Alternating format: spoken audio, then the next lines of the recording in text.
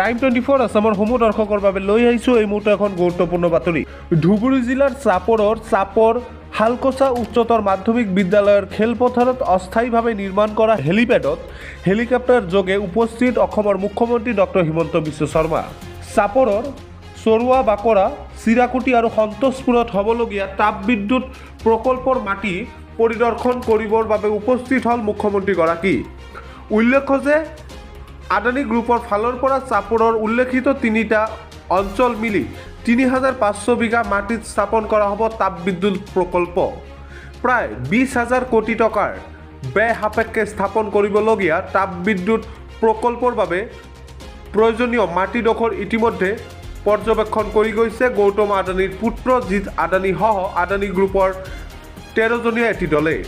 যোৱা ২২ এপ্ৰিলৰ দিনা আদানী গ্ৰুপে মাটিডোখৰ পৰ্যবেক্ষণ কৰাৰ পিছত আজি প্ৰস্তাৱিত মাটিডোখৰ পৰ্যবেক্ষণ কৰিবৰ বাবে উপস্থিত হয় মুখ্যমন্ত্ৰী ডক্টৰ হিমন্ত বিশ্ব শৰ্মা।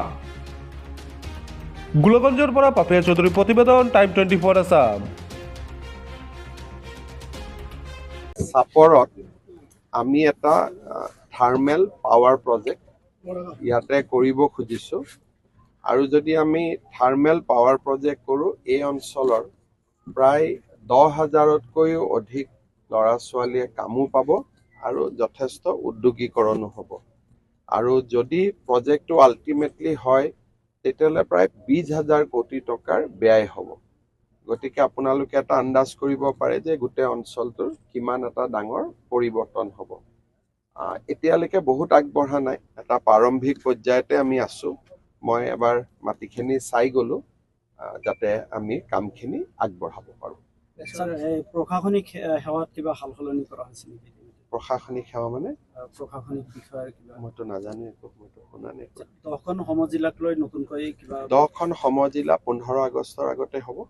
এইবাৰ আৰু 10খন সমজিলাত 15 আগষ্টত পতাকা উঠিব। তালিকাখন আছে, মোৰ ফটক কৰি মনত নাই, আপোনালোকে চাই ল'ব।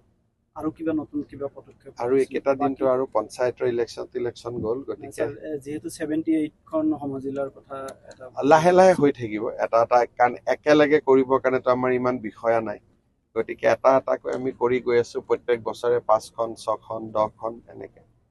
গতিকে পঞ্চায়ত নিৰ্বাচন লৈ কিমান অসুখী হ'বলগীয়াতো একো নাই। গোটেই অসমত চবফালে বিজেপিয়ে হৈ আছে, গতিকে আৰু অসুখী কি হ'ব?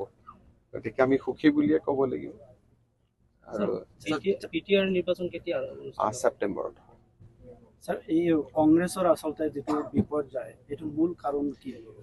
চাওক, যোৱা 4 বছৰত আমাৰ চৰকাৰ আৰু কংগ্ৰেছৰ 15 বছৰ আপোনালোকে নিজেই যদি তুলনা কৰে তেতিয়াহ'লে বিপৰ্যয়ৰ কাৰণটোতো তাতেই ওলাই আছে। অসমখন কিমান অশান্ত আছিলে, আজি অসমত সকলো মানুহে সুন্দৰভাৱে আছে। গতিকে পাৰ্থক্যটো আপোনালোকে নিজেই দেখা পাইছে। আৰু ৰাইজেতো এটাই বিচাৰে যে দেশখন শান্তিত থাকক, দেশখনৰ উন্নতি হওক, সকলো আগবাঢ়ি যাওক।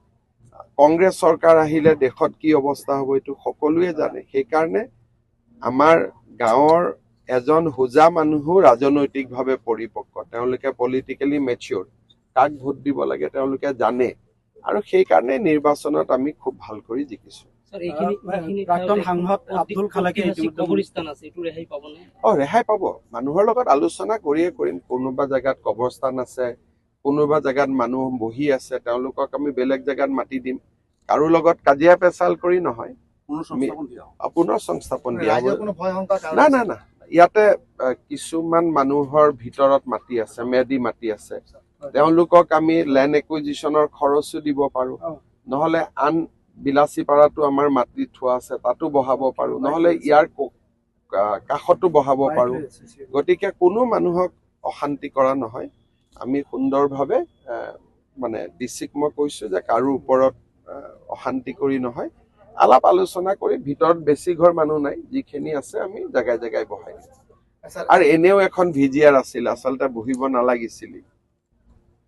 আপনি আশা কৰাৰ দৰে ইতিমধ্যে বহু সংখ্যক ব্যৱসায়িক প্ৰতিষ্ঠানে দলালত গৈছে, আপুনি টকা ইনভেষ্টমেণ্ট কৰিব বুলি কৈছে। আৰু গোটেই অসমতে আৰু কিবা মই এটাই কথা কওঁ যে ধুবুৰী জিলাত বিশেষকৈ চাপৰত এই যদি পাৱাৰ প্লান্ট আহে, জাগিৰোডত টাটাই যি আনিছে এইটো ২৭,০০০ কোটি টকা। চাপৰত যদি পাৱাৰ প্লেণ্ট আনে সেইটো হ'ব 20,000 কোটি টকা। তাৰমানে আপোনালোকে এটা আন্দাজ কৰিব পাৰে যে ইয়াত কিমান নিবনুৱা ল'ৰা ছোৱালীয়ে কনষ্ট্ৰাকশ্যন ফেজত 25,000 মানুহ লাগিব, আৰু তাৰ পিছত চাকৰি হিচাপে 8-10,000 মানুহ। গতিকে গোটেই চাপৰখনৰ এটা ডাঙৰ পৰিৱৰ্তন হৈ যাব, আৰু সেইকাৰণে মই ভাবিম যে ৰাইজে সকলোৱে সহযোগিতাও কৰিব লাগে আৰু চৰকাৰক সহায় কৰিব লাগে। যেনেকৈ জাগিৰোডত আমাক সকলোৱে সহায় কৰিলে, ইয়াতো সহায় কৰিব লাগে, ধুনীয়াকৈ যাতে আমি আগবাঢ়িব পাৰোঁ।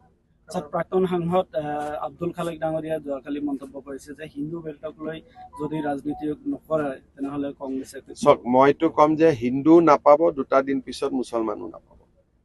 এইবাৰ আমি 100% মুছলমান থকা 8টা জিলা পৰিষদ চিট জিকিছোঁ। 100 বুলি ক'লে ধৰক 90 বুলি ক'ব পাৰে, 100 বুলিয়ে কৈছোঁ। তেনেকুৱা জিলা পৰিষদ আমি 8টা জিকিছোঁ। গতিকে না হিন্দু থাকিব, না মুছলমান থাকিব, না খ্ৰীষ্টিয়ান থাকিব, কাৰণ সকলোৱে কাম বিচাৰে। সকলোৱে জানে যে কংগ্ৰেছে বিধানসভাত ধমকি দি থাকে অৰুণোদয় বন্ধ কৰিব লাগে। এতিয়া কোনে বিচাৰে যে নিজৰ অৰুণোদয়টো বন্ধ হৈ যাওক? সি হিন্দুৱেও নিবিচাৰে, মুছলমানেও নিবিচাৰে। গতিকে এতিয়া যি দেখিছে সেইটোতো জাষ্ট আৰম্ভণি। বিধানসভা ইলেকশ্যনতো চুনামি হৈ যাব, যোনে তোনে নাভাবা জেগাতো বিজেপিৰ পদুম ফুলিব। বিটিআৰত আমি আজি আমাৰ গধূলি মিটিং আছে, কিন্তু আমি অকলে খেলিম। কিন্তু আমি যিমান চিটত আমি পাৰোঁ সিমান চিটতহে খেলিম। আমি য'তে ত'তে নেখেলোঁ, য'ত আমাৰ শক্তি নাই তাতে আমি নেখেলোঁ। গতিকে যিমান চিটত আমাৰ শক্তি আছে সিমান চিটত আমি প্ৰতিদ্বন্দ্বিতা কৰিম। গতিকে যোৱাবাৰ আমি 25টাত কৰিছিলোঁ, এইবাৰ কিমান কৰোঁ আমি চাই লওঁ। গৌৰৱ গগৈৰ যিটো ইছ্যু পাকিস্তানৰ 10 ছেপ্টেম্বৰত মই দি দিম, আৰু এইটো আলোচনা কৰি থাকি লাভ নাই, কাৰণ অলৰেডি বহুতখিনি এই বিষয়ে কোৱা হৈছে। এতিয়া মানুহক প্ৰমাণটো লাগে, গতিকে প্ৰমাণ দিয়াটো মোৰ দায়িত্ব। বাকী আৰু একেটা কথাকে কৈ থাকি লাভ নাই, আমি প্ৰমাণ 10 ছেপ্টেম্বৰৰ আগতে ৰাইজক দি দিম।